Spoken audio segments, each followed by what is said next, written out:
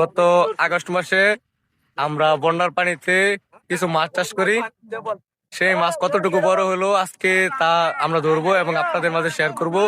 অবশ্যই আমাদের সম্পূর্ণ ভিডিওটা দেখবেন, কারণ ভিডিও শেষে আমরা কতগুলো মাছ পেলাম, কে কতগুলো বাগে পেলো, সবকিছুই দেখানো হবে।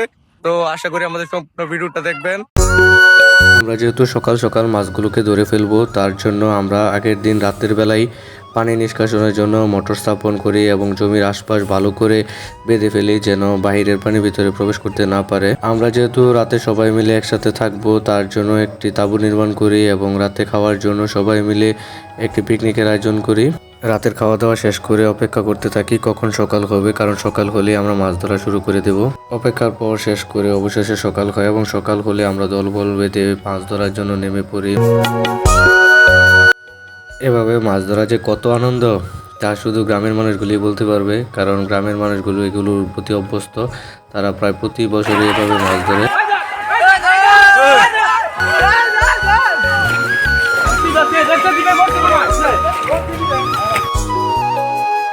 এভাবে সারাদিন আনন্দমুখর পরিবেশে আমরা মাছগুলি ধরি। এটা যে কতটুকু আনন্দের তা অনুভূতিতে প্রকাশ করার মতো নয়।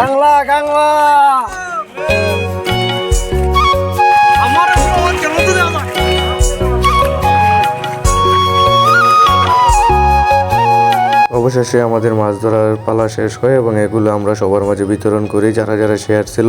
তো এই ছিল আমাদের আজকের ভিডিওটি। আশা করি আপনাদের ভালো লেগেছে। যদি আমাদের ভিডিওটি ভালো লেগে থাকে অবশ্যই আমাদের ভিডিওটি একটি কমেন্ট, লাইক এবং শেয়ার করে দিতে ভুলবেন না। দেখা হবে পরবর্তী আরেকটি ভিডিওতে। ততদিন পর্যন্ত ভালো থাকুন, সুস্থ থাকুন। ধন্যবাদ।